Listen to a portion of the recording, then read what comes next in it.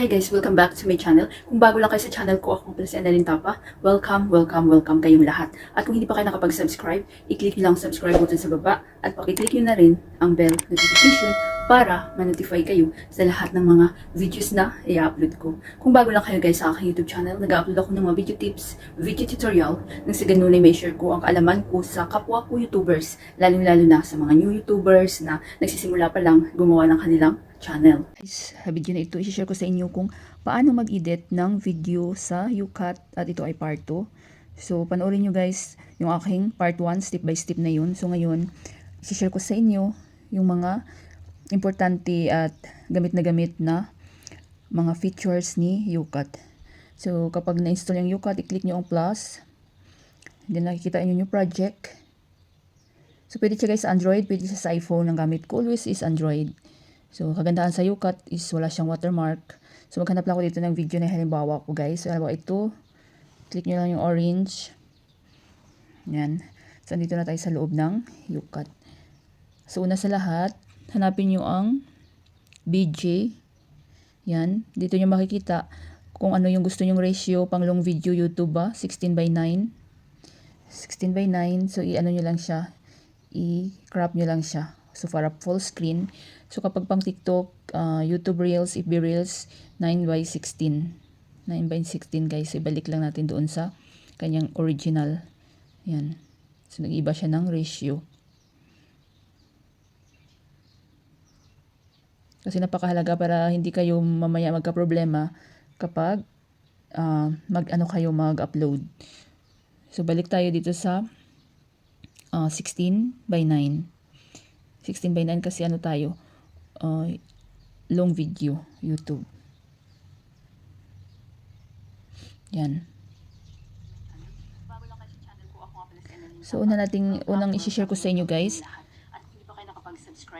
kung paano mag-change ng boses sa inyong video. So, napakahalaga din ito. So, i-full screen natin, i-full volume para marinig nyo. So, i-click nyo lang yung video clip, hanapin nyo ang voice changer. Ayan. So, may mapapagpipilian dyan. May man. Guys, welcome back to my channel. Kung bago lang kayo sa channel ko, ako nga pala si Annalyn Tapa. Welcome. May woman. Guys, welcome back to my channel. Kung bago lang kayo sa channel ko, ako nga pala si Annalyn Tapa. Welcome. My child. Guys, welcome back to my channel. Kung bago lang kayo sa channel ko, ako nga pala si Annalyn Tapa. Monster. Guys, Robot. welcome back to my channel. Kung bago lang kayo sa channel ko, guys, welcome back to So, ba, man, gamitin natin or child. Guys, welcome back to my channel. Kung bago lang kayo sa channel ko, ako nga pala si Annalyn Tapa. So, i-click nyo lang yan. Check nyo lang yan guys. Ayan. Mas-save na yan siya. Ano na yun? Yung ating... Guys, welcome back to my channel. Kung bago lang kayo sa channel ko, ako nga pala si Annalyn Tapa. Welcome kayo. So, na-change na yung ating boses, di ba? So, punta lang kayo sa voice changer. So, tanggalin lang natin. So, halimbawa naman guys, ayaw nyong gamitin yung sarili nyong boses. Pwede kayo mag-overlay. I mean, ayaw nyong gamitin yung audio na nasa GIF nyo. Or gusto nyong palitan yung audio habang nag-record kayo kasi hindi kayo satisfied. May gusto kayong sabihin sa mga viewers nyo. So, pwede kayo dito mag-voice over. So, i-click nyo lang itong video. Hanapin natin ang...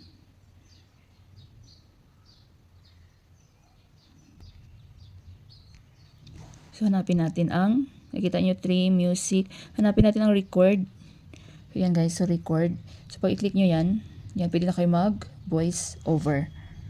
So, kung ano sasabihin nyo sa viewers nyo, pag-click nyo yan, mag-start na yan. Hi guys, welcome back to our YouTube channel, Annalyn Tapa. Kung bago lang kayo sa aking YouTube channel, nag-upload ako ng mga video tips, video tutorial, nang sa ganun ay may share ko ang kaalaman ko sa kapwa ko YouTubers. Kapag stop nyo yan guys, automatic na yun na-record yung inyong sinabi. So, pakinggan natin. Ayan, mag-start na yan. Hi guys, welcome back to our YouTube channel, Annalyn. So, tanggalan ko muna guys ng original na audio para magkarinigan tayo. So, punta lang kayo sa volume, i-zero nyo lang. Start na yan. Hi guys, welcome back to our YouTube channel, Annalyn Tapa. Kung bago lang kayo sa aking YouTube channel, nag-upload ako ng mga video tips, video tutorial, nang sa ganun ay may share ko ang kaalaman ko sa kapwa ko. O, diba? So, dito kung gusto nyo palakasan, kung gusto nyo ipalakasan yung inyong voiceover, so ito guys, na-adjust siya, pahinaan. YouTubers. So, pag another video, another voiceover, kapag anong gusto nyo sabihin, hanapin nyo uli ang itong record. Ayan, press nyo lang siya. Yan, mag-ano na yan. Re-record na yan kung ano yung gusto nyo sabihin sa inyong mga audience. Napakagaling talaga ng UCut. Napakadaling gamitin. So, pag stop nyo, okay na yan siya, guys. Pag stop na, yan, mag-ano na yan. Re-record na yan kung ano yung gusto nyo yung So, tanggalin lang natin, guys, ng sound para marinig nyo yung aking sasabihin. Hanapin nyo ng volume. Yan, i-zero lang natin. Para marinig nyo yung ating sasabihin. Yan. Kontrolin nyo lang tong volume. Yan. The next is, napakahalaga din ito ang PIP, guys. PIP. So, PIP, kapag gusto nyo ito, ang PIP kapag gusto nyo mag-overlay ng video or another video, or mag-insert kayo ng mga clips. So, halimbawa ito. Ayan, a few moment later. So, pwede nyo siya, guys, i-full screen. Yan.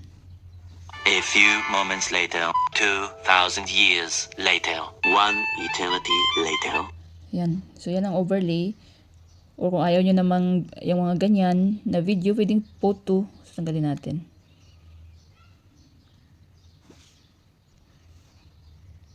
So, pwede nyo siyang i-crop. Pwede nyo siyang palitan. Ayan. Paanohin, lakihan na move siya saan nyo pwedeng ipwesto. Then, i-delete lang muna natin yan, guys. So, alam nyo na kung paano mag-overlay. Punta lang kayo sa PIP. Pwede kayo mag-overlay ng photo. Yan, may gusto kayong anuhin dyan. Yan, i-insert na photo or i-promote na mga video or what sa inyong videos. So, pwede yan. So, namumove siya saan nyo pwede ipwesto, sa baba, dito, sa taas. Ayan. Then, pwede nyo siyang i-full screen. Yan. So, napakadali lang, guys. So, yan naman ang PIP. So, pwede kayo mag-overlay ng videos or photos. The next na gamit is itong split, guys. Ito. So, ang split, napakahalaga nito na pag-aralan nyo, kapag baguhan. So, halimbawa itong split, may gusto kayong i-insert na another video or maglagay kayo ng another clip sa inyong video, guys. So, gamitin nyo itong split. Ayan, split. So, nahati na yung video nyo. Ayan.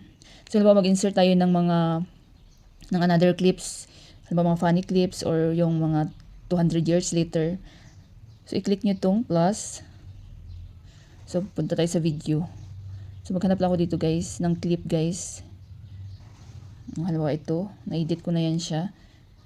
Then, ayan.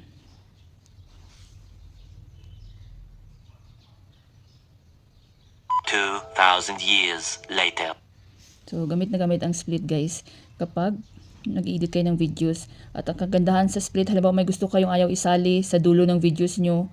Halimbawa ito ayaw nyo isali or kahit sa gitna, i-click nyo lang tong clip. Ayan. Saan ba gusto, saang banda ba ayaw nyo isali? Click nyo lang split.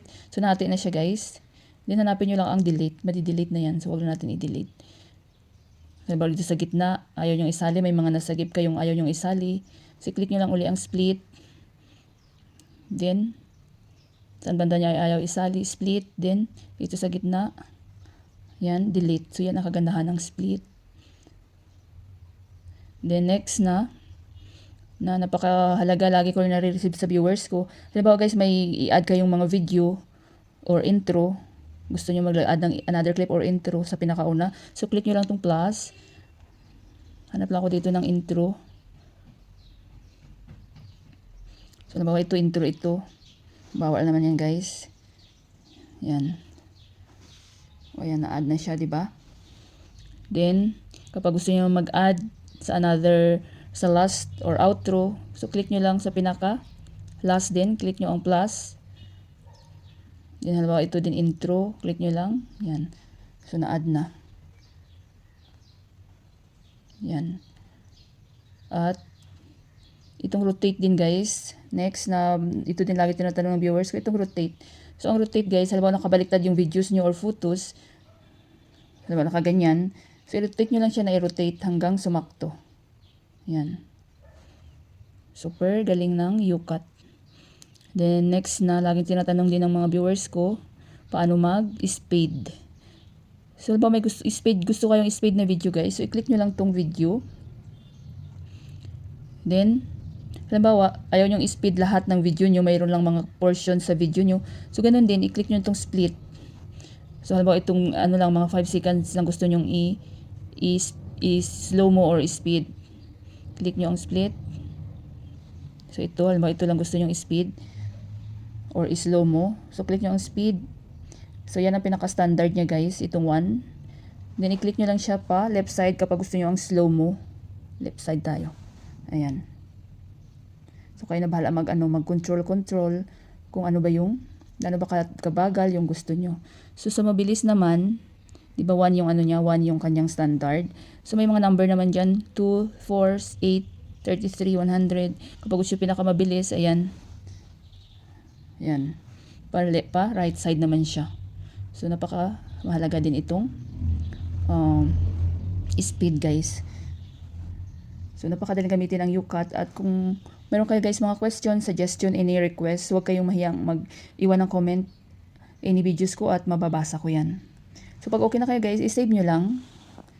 Then, save. So, wala na kayong gagalawin. So, sa akin, hindi ko na siya i-save dahil full memory na yung aking mobile. Sana guys, may natutunan kayo sa video tutorial ko na ito at maraming salamat sa panunood. Kung mayroon kayong mga question, suggestion, and request, just leave a comment down below. At huwag niyong kalimutan mag-like, share, comment, at kung hindi pa kayo nakapag-subscribe, i-click niyo lang ang subscribe button sa baba at pakiclick niyo na rin ang bell notification para ma-notify kayo sa lahat ng mga videos na i-upload ko. Always be happy, guys. Be positive. Avoid nega. See you next time.